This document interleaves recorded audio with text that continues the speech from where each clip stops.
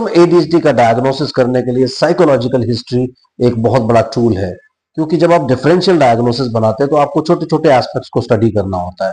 हमेशा मैं अपने सारे क्लाइंट्स को बोलता हूं कि आपको ऑटिज्म के सिम्टम के बेसिस पर डायग्नोस किया गया या जो रीजंस थे, एग्जैक्ट रीजंस थे, क्योंकि सारा कुछ क्वेश्चन ही है। इसमें कोई ऐसा ऑब्जेक्टिव टेस्ट नहीं है कि आपका एमआरआई टेस्ट किया, आपका सीटी स्कैन किया, या आपका बैरा टेस्ट किया, आपका एएसएसआर टेस्ट किया, उसके बाद आपको बताया गया कि आपके बच्चे को ऑटिज्म है क्योंकि ये पिक्चर में ऑटिज्म दिखाई दे रहा है। ऐसा ऑटिज्म दिखाई नहीं देता। ऑटिज्म कैसा दिखाई देता है कि आपके बच्चे के सिम्टम्स क्या हैं।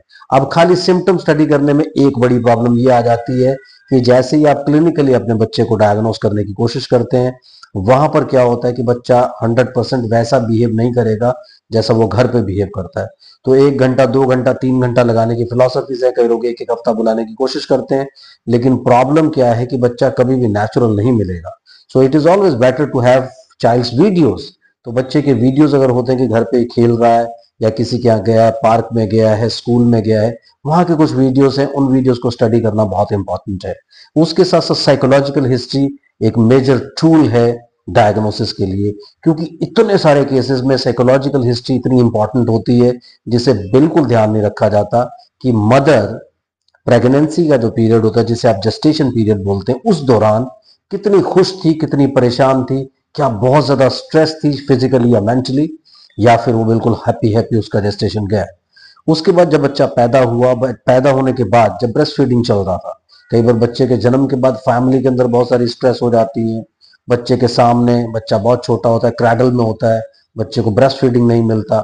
जब ब्रेस्ट फीडिंग नहीं मिलता तो एक इन्फेंटाइल सेक्सुअलिटी जैसा कुछ प्रॉब्लम है वो सामने आता है। उसके साथ साथ क्या होता है कि अगर उसके सामने, बच्चे के सामने बहुत चिल्लम चिल्ली हो रही है, बहुत लड़ाई झगड़े हो रहे हैं, बहुत शोर मच रहा है, मदर को डिसरिस्पेक्ट किया जा रहा है, और पेरेंट्स आपस में कहीं ना कहीं उलझने की कोशिश करते हैं, बात बात पर चीखते हैं, चिल्लाते हैं, शोर मचाते हैं, तो ये एक नेगेटिव इम्पैक्ट लेकर के बच्चे के ऊपर जाता है। यानी बच्चा तब भी म्यूट होगा, चुप हो जाएगा। और दूसरे केसेस में क्या होगा कि आपके पास टाइम नहीं है, हस्बैंड मैटरनिटी के बाद, जैसे नॉर्मली वाइफ का मैटरनिटी पीरियड गया 3 महीने का, कहीं 3 महीने का होता है, कहीं 6 महीने का, कहीं 1 साल का, वो छुट्टी लेते हैं, उसके फौरन बाद वो चले जाते हैं अपने जॉब पर। जब वो अपने जॉब पर चले जाते हैं, वहां पर जाने के बाद क्या बच्चे को केयर करने के लिए कोई प्रॉपर अरेंजमेंट किया गया है? पहली बात तो कम से कम 2 साल 3 साल तक एक पेरेंट को बच्चे के सामने प्रेजेंट होना चाहिए, दोनों में से। मैं नहीं कहता कि मदर हो फादर हो, क्योंकि आजकल फादर्स भी बड़े ज्यादा केयरिंग हो गए हैं, ज्यादातर फादर्स, स्पेशली अगर हम इंडिया की बात करें या यूरोप की बात करें, तो वहां पर क्या है, फादर्स भी बहुत केयर करने लगे। तो अगर फादर्स केयर करने के लिए अवेलेबल, नो प्रॉब्लम। यानी बच्चे को कोई ना कोई सपोर्ट और कोई ना कोई साथ चाहिए, ईदर पेरेंट वहां पर होना चाहिए। अगर नहीं है तो ये अगेन एक प्रॉब्लम है। चलिए, आप तब तक चैनल को सब्सक्राइब कीजिए, लाइक कीजिए, शेयर कीजिए, पूरी दुनिया में फैला दीजिए। मुझसे कंसल्ट करने के लिए 8168790299 डायल कर सकते हैं। +91 जरूर लगाएं अगर आप इंडिया के बाहर से कॉल कर रहे हैं। और वीडियो इतना इंटरेस्टिंग बन रहा है कि इसे लास्ट तक जरूर देख लीजिए, और लाइक का बटन फटाफट से हिट कर दीजिए। और अगर आप ऑलरेडी थेरेपी ले रहे हैं और मेरी फिलॉसफी से सेटिस्फाइड हैं, तो कमेंट जरूर कीजिए। जब आप कमेंट करते हैं तो वीडियो का वैल्यू बढ़ता है, और बाकी सब लोग देखते हैं कि कितने सारे लोग इसके साथ जुड़ करके क्या लिख रहे हैं। That is going to be more important. तो प्लीज कमेंट जरूर कीजिएगा, लाइक जरूर कीजिए। तो बात कर रहे हैं कि एक पेरेंट जरूर प्रेजेंट होना चाहिए। अब पेरेंट प्रेजेंट तो जरूर है, समटाइम्स क्या करते हैं, ये जो टाइम शुरू होता है ना 1 साल के बाद का, इसमें क्या होता है, 1 साल से लेकर 3 साल के बीच में बच्चे की जो cognitive development, emotional development, communication development, social development, ये सारी चीजें धीरे धीरे कंप्लीट होती हैं, और इसे क्रिटिकल पीरियड का नाम दिया जाता है। लेकिन इस दौरान अगर बच्चे के पास ये सारे रिसोर्सेज अवेलेबल नहीं है डेवलपमेंट के लिए, तो बच्चे के लिए बहुत बड़ी प्रॉब्लम्स हो जाएंगी। इसलिए साइकोलॉजिकल हिस्ट्री बच्चे के लेना बहुत इंपॉर्टेंट है, क्योंकि क्या होता है कि बच्चा ऐसे केसेस में सिलेक्टिव म्यूटिज्म की तरफ चला जाता है। यार मैं तो चुप हूं, क्योंकि उसकी एंग्जाइटी है, उसे सेपरेशन एंग्जाइटी है। ऐसे बच्चों में सिम्टम आपको देखने को मिलेंगे, कोई ना कोई चीज हाथ में पकड़े रखेंगे, वो छोड़ेंगे नहीं, इनसिक्योर फील करते हैं, उनका हाथ खाली होता है तो। या फिर पेरेंट्स अगर होंगे, कहीं लेके जाएंगे, गोदी से उतारना चाहेंगे तो कस के पकड़ लेंगे, आप कपड़े खींचने लगेंगे, उन्हें डर है कि अभी ये यहाँ छोड़ करके चले जाएंगे। घर में आपने उठाया हुआ है, उनको छोड़ने, नीचे गोदी से उतारने की कोशिश करेंगे, तब भी वो आपको कस के पकड़ लेंगे, बहुत शोर मचाने की कोशिश करेंगे इनिशियली। लेकिन धीरे धीरे जब उनको आदत पड़ जाएगी, उन्हें पता चल जाएगा कि अब ये जाएंगे ही जाएंगे, एंड देन बच्चा क्या करेगा, आपसे हट करके, वो स्क्रीन मिल गया उसको, तो ऐसे बच्चे वल्नरेबल होते हैं। जैसे मान लो कोई बच्चा बहुत ज्यादा अपसेट है अपनी फैमिली से, उसकी एज 14 साल, 15 साल, 16 साल, 17 साल, 18 साल है, तो वो क्या होता है कि एडिक्शन में चला जाता है। क्यों जाता है एडिक्शन में? क्योंकि उसे वो सपोर्ट, वो प्यार घर से नहीं मिल रहा है, और घर के अंदर तरह तरह की बातें होती रही हैं, हस्बैंड वाइफ आपस में, मदर फादर, उसके बच्चे के पेरेंट्स आपस में लड़ते रहते हैं, बड़ी सारे माहौल ऐसा बना हुआ है, खुशी का कोई माहौल ही नहीं है। तो फिर ऐसे बच्चों में ये प्रॉब्लम्स आ जाती हैं बहुत जल्दी से।